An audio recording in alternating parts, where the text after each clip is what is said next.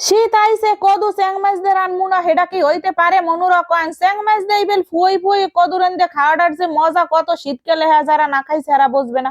আজকে কদুটাই কিন্তু পোলাও বিরিয়ানি ফেল হয়ে গেছে। কদু রান্দার রেসিপি নিয়ে কিন্তু আপনাদের সামনে মই আজি রয়েছে।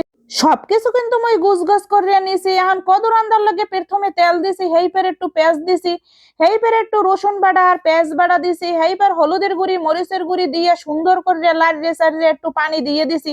দেখেন দি মনোরা কালারটা কত সুন্দর হয়েছে। আর এদিকে কয়টা কাঁচামরিচের ফালিও দিয়ে দিছি। আর এখন মই চ্যাং মাছটা ঢাইলে এককালে সুন্দর করে লাড়িয়ে চাড়িয়ে আস্তে আস্তে লাড়তে হইবে। এটা তো ভাজা মাছ না, এর লগে একটু আস্তে ধীরে সব করতে হইবে। এখন মই ডাইকে দিয়ে থুইছি, আবার একটু লাড়িয়ে চাড়িয়ে উল্টাইয়ে পাল্টাইয়ে দিতে আসি। আর এদিকে কিন্তু মোর মাছ হয়ে গেছে, এখন সুন্দর করে উড়াই হেলাইছি, দেখি মোর খাইতে মন চাইছে। এখন কিন্তু কদুটা মই ঢাইলে দিয়ে সুন্দর করে লাড়িয়ে চাড়িয়ে এককালে ফিনিশ বানাই হেলাম। এই যে দেখেন টাহি মাছ গুণ এখন এককালে ঢালিয়ে দিয়েছি। কদুর কালারটা কিন্তু সবুজ সবুজ এককালে চমলক হয়েছে কালারটা।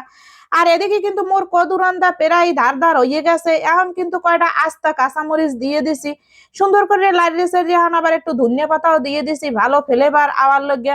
কারণ শীতে এলে মোর ধনিয়া পাতা না দিলে চলেই না। আর এদিকে কিন্তু মুই একটু নুনে দেখতে আসি, ছোটকালে এইবেল দেখতাম, এই অভ্যাসটা কিন্তু এখনো রয়ে গেছে। এখন মই ভান্ডের মধ্যে ঢালিয়ে হেলাম, দেখেন দি কালারটা কত সুন্দর হয়েছে দেখতে। খাইতেও কিন্তু হেইবেল স্বাদ হয়েছে। আজকে কদুটো কিন্তু এককালে খাইতে মিঠা লাগছে।